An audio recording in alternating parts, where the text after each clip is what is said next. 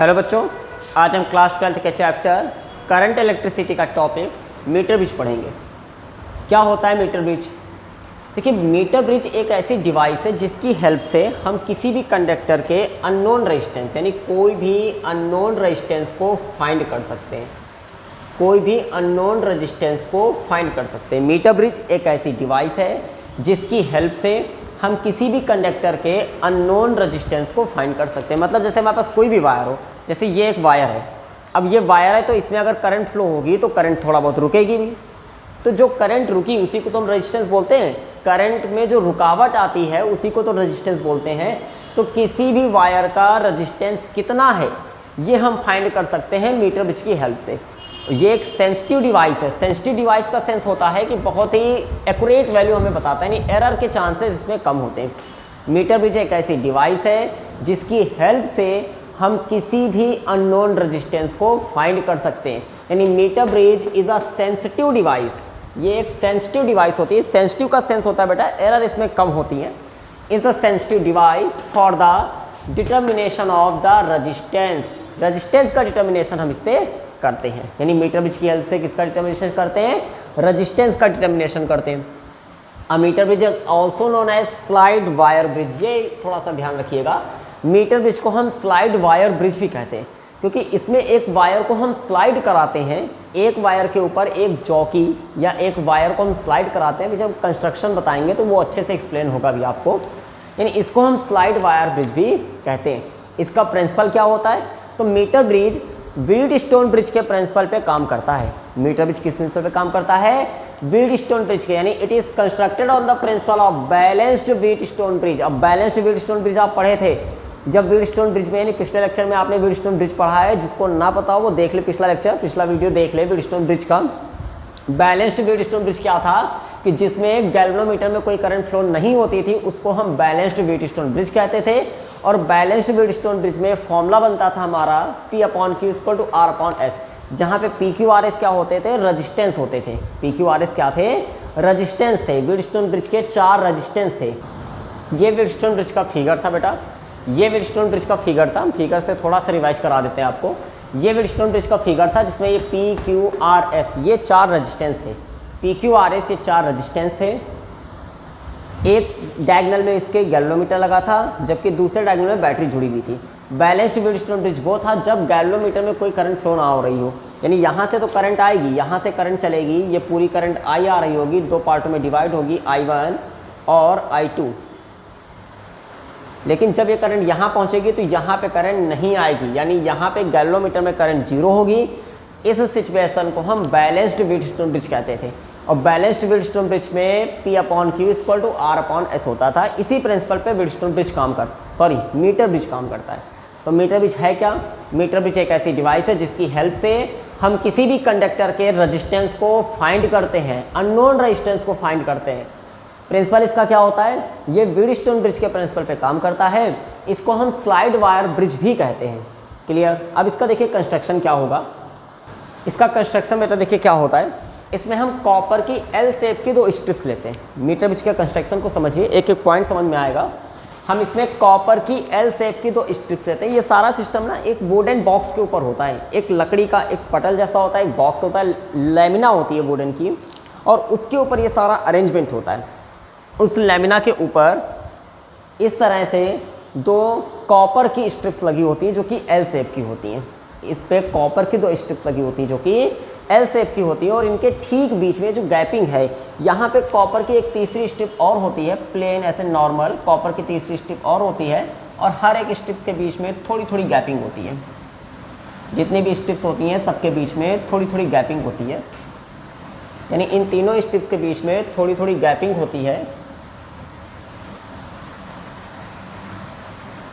इस तरह से कॉपर के 3 स्ट्रिप्स होती हैं। मीटर ब्रिज को बनाने के लिए हम क्या करते हैं? कॉपर के 3 स्ट्रिप्स लेते हैं। पहली 2 स्ट्रिप L शेप की, और ये बीच में तीसरी एक प्लेन स्ट्रिप, इनके ठीक बीच में, और सबके बीच में थोड़ी थोड़ी गैपिंग होती है। हर एक स्ट्रिप में 3 कनेक्टिंग स्क्रू होते हैं, कनेक्टिंग पेच होते हैं, ये भी बोल सकते हैं, यानी जिससे हम वायर को कनेक्ट करते हैं। हम लोग बहुत सारी डिवाइसेस देखते हैं जिसमें वायर बांधा जाता है, जैसे अपने घर का प्लग वगैरह देखें उसमें वायर फंसाया जाता है। तो यानी सब में कनेक्टिंग स्क्रू होते हैं। सब में 3-3 कनेक्टिंग स्क्रू होते हैं। सब में 3 3। पहले हम इसकी बात करें, 1 2 3।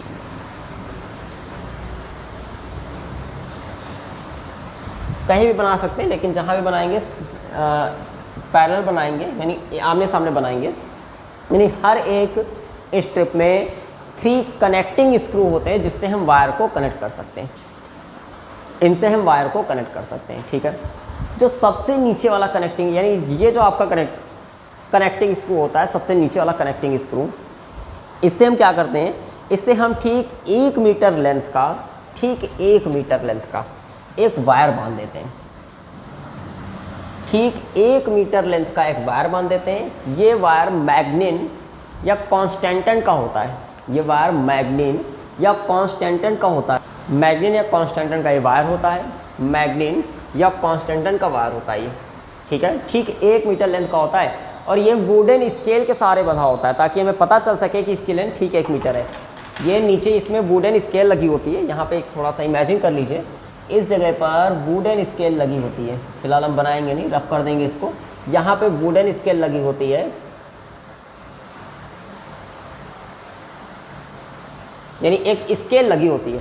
उस स्केल के ऊपर ये वायर बंधा होता है। उस स्केल के ऊपर ये वायर बंधा होता है ताकि आसानी से पता चल सके इस वायर की लेंथ 1 मीटर है। उस स्केल के ऊपर ये वायर बंधा होता है जिससे ये कंफर्म हो सके कि इस वायर की लेंथ 1 मीटर है, आसानी से इस वायर की लेंथ को मेज़र कर सकें।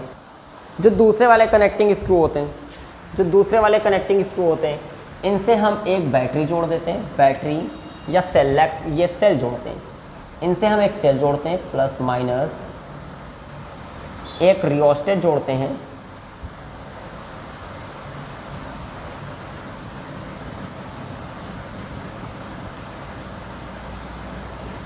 और एक की जोड़ देते हैं।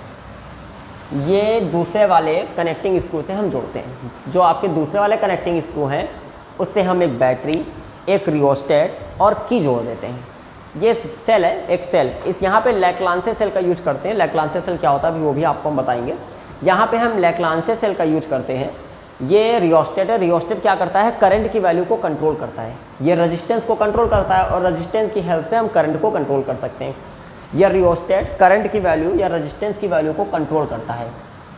और ये की है, की मतलब सर्किट में करंट जाने या नहीं जाने, जैसे हमारे घर में स्विच होता है, ये की है यानी स्विच है। ठीक, ये आपका यानी एल शेप की 2 स्ट्रिप्स, एल शेप की 2 स्ट्रिप दोनों कॉपर की होती हैं। बीच में तीसरी स्ट्रिप एक और होती है जो कि कॉपर की ही होती है और सब में थोड़ा थोड़ा गैप होता है। इसमें भी थोड़ा गैप, इसमें भी थोड़ा गैप। हर एक स्ट्रिप में 3 कनेक्टिंग स्क्रू होते हैं। इसमें भी 3 कनेक्टिंग स्क्रू, इसमें भी 3 कनेक्टिंग स्क्रू, इसमें भी 3 कनेक्टिंग स्क्रू। जो सबसे नीचे वाले कनेक्टिंग स्क्रू हैं उससे हम ठीक 1 मीटर लेंथ का मैग्नीन या कॉन्स्टेंटन का वायर टाइट करके बांध देते हैं, ठीक 1 मीटर लेंथ का। इसीलिए इसको मीटर ब्रिज भी कहते हैं। मीटर ब्रिज कहने का रीज़न भी यही है क्योंकि इस वायर की लेंथ ठीक 1 मीटर होती है।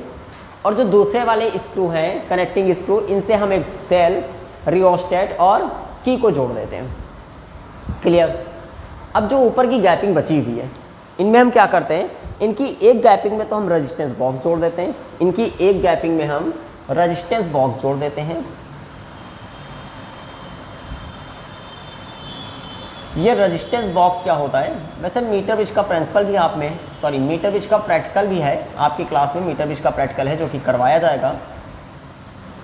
इसमें हम एक रेजिस्टेंस बॉक्स जोड़ देते हैं। ये रेजिस्टेंस बॉक्स क्या करता है बेटा, रेजिस्टेंस बॉक्स, इसको फिलहाल हम कोई नेम दे देते हैं आर। ये रेजिस्टेंस बॉक्स करता क्या है, एक बॉक्स जैसा होता है जिसमें बहुत सारे रेजिस्टेंस लगे होते हैं। एक बॉक्स जैसा होता है जिसमें कई सारे पेंच लगे होते हैं। हम मान के चलते हैं ये बॉक्स है। ये बॉक्स जैसा होता है, उसमें कई सारे पेंच जगह जगह ये पेंच लगे होते हैं, कई सारे पेंच जगह जगह लगे होते हैं और सबके सामने कोई ना कोई वैल्यू लिखी होती है। हम जिस पेंच को निकाल लेंगे, इस पूरे बॉक्स का रेजिस्टेंस उतना ही होगा जितना उसके आगे लिखा होगा। इस रेजिस्टेंस बॉक्स में क्या होता है कि कई सारे पेंच लगे होते हैं और हर पेज पे कोई ना कोई वैल्यू लिखी होती है। सबके सामने कोई ना कोई वैल्यू लगी होती है। हम अगर इस वाली की को बाहर निकालेंगे, जैसे जिस की को हम जिस पेज को बाहर निकालेंगे उसके सामने जो लिखा होगा, इस पूरे बॉक्स का रेजिस्टेंस वही हो जाएगा। हम ऐसा भी कह सकते हैं रेजिस्टेंस बॉक्स जो होता है वो नॉन रेजिस्टेंस होता है, यानी ऐसा रेजिस्टेंस जो हमें पहले से पता है, ऐसा रेजिस्टेंस जो हमें पहले से पता है, ये एक नॉन रेजिस्टेंस होता है। ये जो दूसरे वाले पेज होते हैं इसमें हम क्या करते हैं, इसमें हम उस अननोन रेजिस्टेंस को जोड़ते हैं जिसको हमें फाइंड करना है। क्योंकि हम मीटर ब्रिज का यूज क्यों कर रहे हैं, हम मीटर ब्रिज का यूज कर रहे हैं रजिस्टेंस को फाइंड करने के लिए, तो उस रजिस्टेंस को जोड़ते हैं जिसको हमें फाइंड करना है, यानी जिसकी वैल्यू हमें निकालनी है, और इसको हम एस से नाम दे देते हैं। ये हमारा आर था, ये एस, जिसकी वैल्यू में फाइंड करनी है उसको दूसरी वाली गैपिंग में हम जोड़ देते हैं। जो आपका बीच वाला कनेक्टिंग स्क्रू होता है, जो बीच वाला कनेक्टिंग स्क्रू होता है, बीच वाली स्ट्रिप का जो बीच वाला कनेक्टिंग स्क्रू होता है, मिडिल कनेक्टिंग स्क्रू, इससे हम क्या करते हैं, इससे हम एक गैल्वेनोमीटर जोड़ देते हैं, इससे हम एक गैल्वेनोमीटर जोड़ देते हैं, और वो गैल्वेनोमीटर लाके हम जॉकी जोड़ते हैं। जो बीच वाला कनेक्टिंग स्क्रू होता है इससे हम एक गैल्वेनोमीटर जोड़ते हैं, बीच वाले कनेक्टिंग स्क्रू से हम एक गैल्वेनोमीटर जोड़ते हैं, बीच वाले कनेक्टिंग स्क्रू से गैल्वेनोमीटर, और गैल्वेनोमीटर से एक वायर होता हुआ, एक लंबा सा वायर होता हुआ हम जोड़ देते हैं जिसको जॉकी कहते हैं। इससे हम जॉकी जोड़ते हैं। जॉकी क्या करती है, एक स्लाइडिंग वायर है, इसीलिए मीटर ब्रिज को हम स्लाइडिंग ब्रिज भी कहते हैं। ये स्लाइडिंग वायर है जो इस पूरे वायर में 1 मीटर लेंथ का जो वायर था, इसको कोई नेम दे देते हैं ए बी। इस 1 मीटर वायर के लेंथ यानी ए बी में पूरा यहाँ से लेके यहाँ तक स्लाइड हो सकता है, ए से बी तक स्लाइड हो सकता है, और इसको हम जॉकी बोलते हैं। इसको क्या कहते हैं, जॉकी। ये ए से लेके बी तक स्लाइड हो सकता है, ये एक स्लाइडिंग वायर है, नॉर्मल सा कंडक्टर वायर है, इसको हम जॉकी नाम देते हैं। जो ए से लेके बी तक हम पूरे भर में कहीं पर भी इसको हम टच करा सकते हैं। हम इस गैल्वेनोमीटर के ऊपर क्या करते हैं, गैल्वेनोमीटर के ऊपर एक रेजिस्टेंस लगा देते हैं, गैल्वेनोमीटर के ऊपर एक रेजिस्टेंस लगा देते हैं करंट की वैल्यू को कंट्रोल करने के लिए। अगर बाई चांस करंट की वैल्यू ज़्यादा है तो उसको मैनेज करने के लिए एक रेजिस्टेंस लगा देते हैं जिसको हम शंट कहते हैं, जिसको हम शंट कहते हैं, SHUNT, जिसको हम शंट कहते हैं। ये आपके मीटर ब्रिज का कंस्ट्रक्शन हो गया। यानी मीटर ब्रिज को बनाने के लिए हम करते क्या हैं, मीटर ब्रिज के लिए 2 कॉपर की स्ट्रिप्स, उनके बीच में एक तीसरी कॉपर की ही तीसरी स्ट्रिप्स, और सब में 3 कनेक्टिंग स्क्रू। सबसे नीचे वाले जो कनेक्टिंग स्क्रू होते हैं उससे ठीक 1 मीटर लेंथ का मैग्नीन या कॉन्स्टेंटन का वायर बांध देते हैं।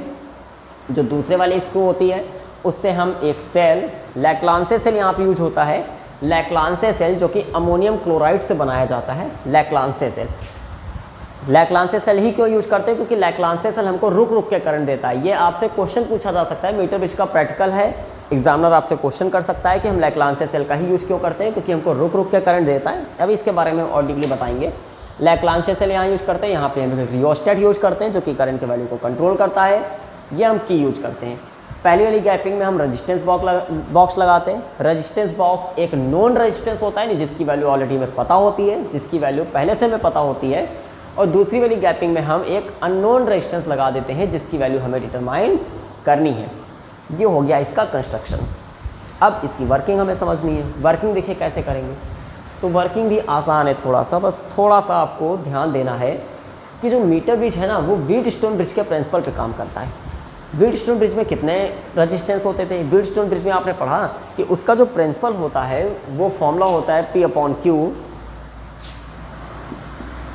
= R/S, यानी 4 रेजिस्टेंस होते थे PQRS। तो यहाँ पर PQRS के हिसाब से अगर हम देखें तो 4 रेजिस्टेंस जो हो रहे हैं हमारे, R और S तो हमारे पास है, लेकिन ये P और Q हमारे पास नहीं है। अगर P और Q मिल जाए तो इसी फॉर्मूले हम वैल्यू रख के हमें S चाहिए, हमें क्या चाहिए S। R तो वैसे भी हमने बताया नॉन रेजिस्टेंस है, R हमारा क्या है, नॉन रेजिस्टेंस। इसमें कई सारे पेच लगे होते हैं जो हम निकालेंगे, इस बॉक्स की वैल्यू उतनी हो जाएगी। तो R की वैल्यू हमें पता होती है, S हमें निकालना है क्योंकि इस S की वैल्यू हमें निकालनी है अननोन रेजिस्टेंस की, अननोन रेजिस्टेंस की वैल्यू हमें निकालनी है। अगर बाई चांस हमें P और Q पता चल जाए तो हम इसको सॉल्व कर लेंगे, हम आसानी से S निकाल लेंगे। यानी कुल मिला के हमारा टारगेट है P और Q निकालना। अब ये P और Q कैसे निकालेंगे, देखिए ये जो कांस्टेंट या मैग्नेन का वायर होता है ना, ये एलॉयस का बना होता है, ठीक है। ये ठीक 1 मीटर लेंथ का होता है, ठीक 1 मीटर लेंथ का होता है। और एक चीज़, मीटर ब्रिज का कनेक्शन जब आप करेंगे, जब इस तरह से पूरा आप, ये आपके सामने एक प्रैक्टिकल होगा, और जब आप खुद इसको कनेक्ट कर रहे होंगे, ये सारी चीज़ें आपको कनेक्ट करनी होंगी। उस बॉक्स में ये कॉपर स्ट्रिप्स केवल लगी मिलेंगी आपको, और ये वायर लगा मिलेगा, बाकी सब कुछ आप कनेक्ट कर रहे होंगे। मतलब रेजिस्टेंस बॉक्स आपको कनेक्ट करना होगा, अननोन रेजिस्टेंस आपको कनेक्ट करना होगा, गैल्वेनोमीटर आपको कनेक्ट करना होगा, सेल, रियोस्टेट की, ये सब आपको कनेक्ट करनी होंगी। अब जब आप इसका कनेक्शन कर रहे होंगे ना, तो कनेक्शन करने के ठीक बाद एक चीज़ आप ज़रूर चेक करिएगा, ये जो गैल्वेनोमीटर होता है बेटा, ये डिफ्लेक्शन बताता है। ये जो गैल्वेनोमीटर होता है ये क्या करता है, डिफ्लेक्शन बताता है। नॉर्मल सिचुएशन में गैल्वेनोमीटर की निडल जो होती है ना बिल्कुल बीच में होती है। नॉर्मल सिचुएशन में जैसे आप बाकी मीटर देखते हैं कि निडल हमारी कॉर्नर पे यानी जीरो शुरू होती है, बाकी में आप देखते हैं क्या निडल जो होती है वो जीरो पे होती है और जीरो से बढ़ते हुए ऐसे जाती नहीं। गैल्वेनोमीटर में निडल बिल्कुल बीच में होती है, उसके बाद वो इधर भी मुड़ सकती है इधर भी मुड़ सकती है, यानी बिल्कुल बीच में निडल होती है और इधर भी मुड़ सकती है इधर भी मुड़ सकती है। आपने इतना सब जो कनेक्शन किया मीटर ब्रिज को बनाते समय, सारे वायर जो कनेक्ट किए वो आपने बिल्कुल सही जोड़े हैं या नहीं, अगर आपको ये पता करना है तो आप क्या करिए, आप इस जॉकी को सबसे पहले टर्मिनल ए पे टच कराइए। टर्मिनल ए पे टच कराते ही देखिए, जब तक हम जॉकी को टच नहीं कराएंगे, जब तक हम जॉकी को टच नहीं कराएंगे तब तक हमारा कनेक्शन पूरा, यानी वायर ए बी में तो करंट आ रही है लेकिन ऊपर इस गैल्वेनोमीटर में करंट नहीं आ रही। क्यों गैल्वेनोमीटर में करंट नहीं आ रही? क्योंकि गैल्वेनोमीटर कभी किसी वायर में करंट तभी फ्लो होती है जब उसका कनेक्शन पूरा हो। गैल्वेनोमीटर का एक हिस्सा तो जुड़ा है लेकिन दूसरा हिस्सा भी जुड़ा नहीं है।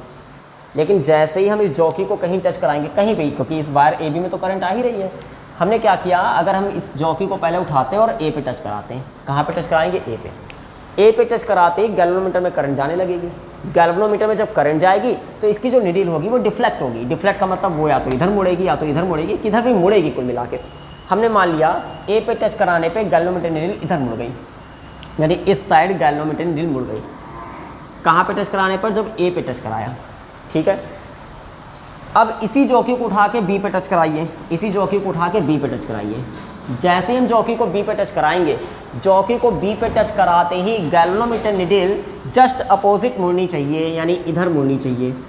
चाहे थोड़ा ही सा मुड़े लेकिन मुड़नी चाहिए, चाहे बिल्कुल थोड़ा मुड़े लेकिन बीच की स्थिति से दूसरी तरफ मुड़नी चाहिए, मिडिल पोजीशन से दूसरी तरफ मुड़नी चाहिए। ए को टच कराने पे अगर इधर मुड़ी तो बी को टच कराने पे उधर मुड़नी चाहिए। अगर ए पे टच कराने पे इधर मुड़ रही तो बी से टच कराने पे इधर मुड़नी चाहिए। ये सिचुएशन होनी चाहिए, तभी आपका कनेक्शन बिल्कुल सही है, नहीं तो आपने कहीं ना कहीं कोई गलती की है, उसको आपको फिर से कनेक्ट करना पड़ेगा।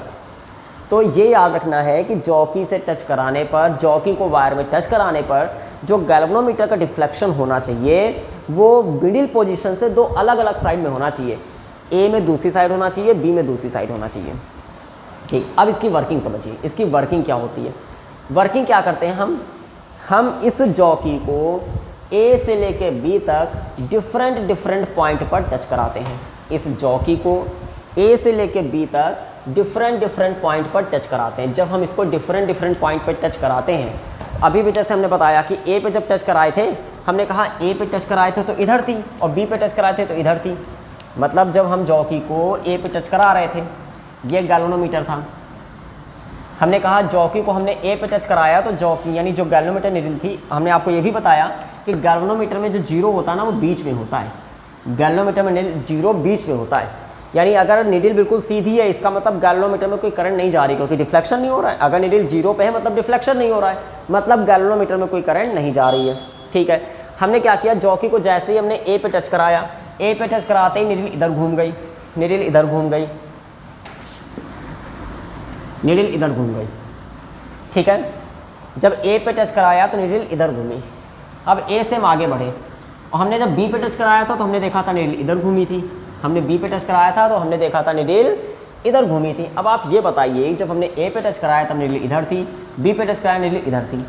तो जब ए पे टच कराने से निडल इधर थी तो धीमे धीमे ऐसे होते हुए तभी तो बी पे पहुंची, क्योंकि पहले तो इधर थी और बी पे टच कराने पे निडल इधर है। तो ऐसा तो है नहीं यहाँ से गायब होकर यहाँ पहुँच गई, ये यहाँ से होते हुए ऐसे बी पे पहुँची। तो जब यहाँ से होते हुए बी पे पहुँच रही है तो रास्ते में उसको कौन मिला, जीरो, यानी रास्ते में कहीं ना कहीं तो उसको जीरो मिला होगा, क्योंकि निडल यहाँ से ए से होते हुए कहाँ पे पहुँच रही है, बी पे, मतलब रास्ते में कहीं ना कहीं उसको जीरो मिला होगा और वही जीरो हमको फाइंड करना है। हमको वही जीरो फाइंड करना है। मतलब हम करते क्या है, हम इस जॉकी को ए से लेके बी तक, इस जॉकी को ए से लेके बी तक डिफरेंट पॉइंट पर टच कराते हैं। कभी टच कराने पर निडल इधर मुड़ेगी, कभी टच कराने पर निडल इधर मुड़ेगी, लेकिन कोई ना कोई पॉइंट हमको ऐसा ज़रूर मिलेगा, कोई ना कोई पॉइंट ऐसा हमको ज़रूर मिलेगा जहाँ पर जॉकी को टच कराने पर, जहाँ पर जॉकी को टच कराने पर गैल्वेनोमीटर निडल जो होगी वो बिल्कुल बीच में आ जाएगी। बिल्कुल बीच का मतलब जीरो वाली सिचुएशन पे आ जाएगी। इसका मतलब इस पॉइंट पर गैल्वेनोमीटर में कोई डिफ्लेक्शन नहीं, मतलब इस पॉइंट पर टच कराते ही गैल्वेनोमीटर में करंट नहीं गई, इस पॉइंट पर टच कराते ही गैल्वेनोमीटर में करंट नहीं गई। ये बात बेटा समझ में आई।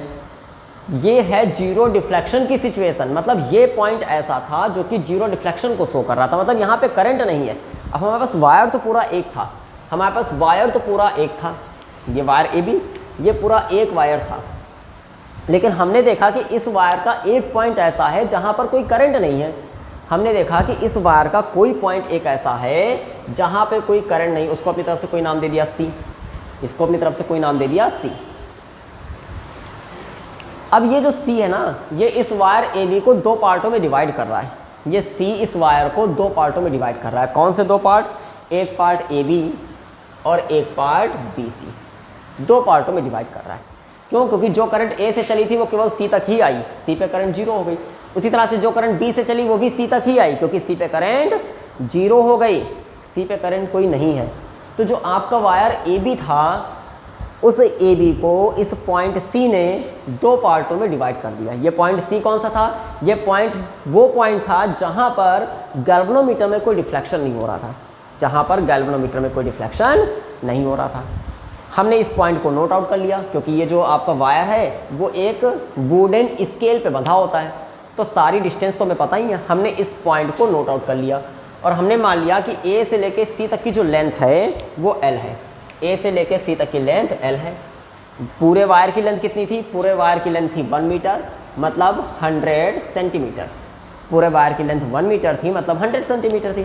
तो अगर ए से लेके सी तक की लेंथ एल हुई तो बची हुई लेंथ हो जाएगी 100 माइनस एल।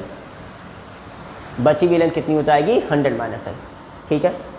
अच्छा, एक बात ये भी है, हमने जब कहा कि जो वायर ए बी है उसको ये पॉइंट सी दो पार्टों में डिवाइड कर रहा है, तो इस तरह से हम ये कह सकते हैं कि ये वायर ए बी अकेला नहीं है, बल्कि ये दो वायर जुड़ के बने हैं। ये वायर ए बी अभी तक जो था वो अकेला वायर नहीं है, एक वायर ये एक वायर ये, इनसे जुड़कर बना है ये वायर। जहाँ पे ये वाला जो पॉइंट था, जहाँ पे ये दोनों मिल रहे थे जंक्शन पॉइंट, उसको हम सी नाम दे रहे हैं। तो ये दो वायर से मिलकर बना है। अगर दो वायर से मिलकर बना है तो इनका रजिस्टेंस भी कुछ ना कुछ होगा। ये पहला वायर ए सी, दूसरा वायर बी सी। हमने मान लिया ए सी वायर जो है उसका रेजिस्टेंस P है और बी सी जो वायर है उसका रेजिस्टेंस Q है। हमने अपनी तरफ से माना कि ए सी का रेजिस्टेंस P है और बी सी का रेजिस्टेंस Q है। नेमिंग कर देते हैं। ए सी का रेजिस्टेंस को हम P मान लेते हैं, ए सी का रेजिस्टेंस को हम P मान लेते हैं और बी सी का रेजिस्टेंस को हम Q मान लेते हैं। ये हमने अपनी तरफ से मान लिया। कोई भी नेम हमें देना था, हम इसको Q इसको P मान सकते हैं।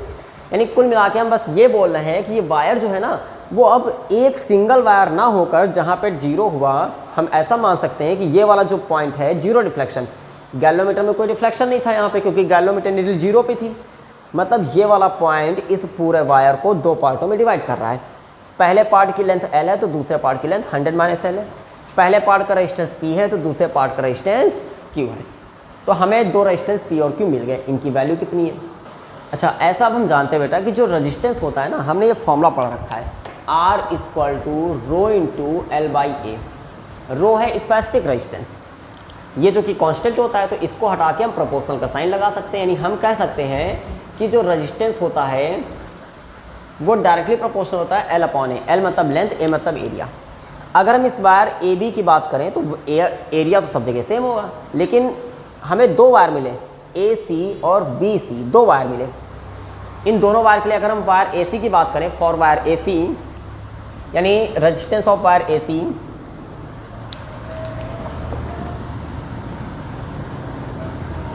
Resistance of wire A C, wire A C का रेजिस्टेंस जो कि कितना मानना है? P मानना है। वायर ए सी का रेजिस्टेंस कितना है? P, जो कि डायरेक्टली प्रोपोर्शनल होगा किसके? रेजिस्टेंस पर डायरेक्टली प्रोपोर्शनल होता है L बाई ए के। डायरेक्टली प्रोपोर्शनल होगा L, L का मतलब लेंथ, इसकी लेंथ L है और एरिया A।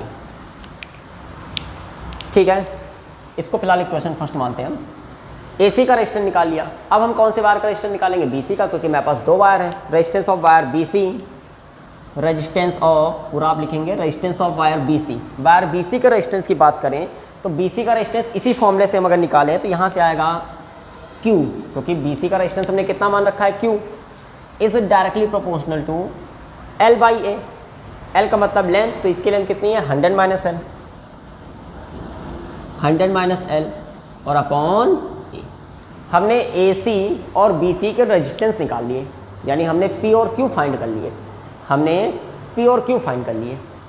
इनको डिवाइड कर देते हैं, P अपॉन Q निकालते हैं। तो P अपॉन Q कितना आएगा, अगर हम इनको डिवाइड करें तो P अपॉन Q आएगा, P upon Q equal to proportional sign पहले ही कैंसिल हो जाएगा, A से A कैंसिल हो जाएगा, यानी आएगा L बाई 100 माइनस L। ये P अपॉन Q की वैल्यू आ गई। इक्वेशन फर्स्ट में वैल्यू पुट करिए, put the value of P upon Q in equation first, यानी फ्रॉम इक्वेशन फर्स्ट। अगर इक्वेशन फर्स्ट में ये सारी वैल्यू पुट करें तो P अपॉन Q की जगह हम लिख सकते हैं L upon 100 minus L equal to R by S। हमें तो S चाहिए, हमें क्या चाहिए, S चाहिए। क्रॉस मल्टीप्लाई S इधर आएगा, S into L equal to R into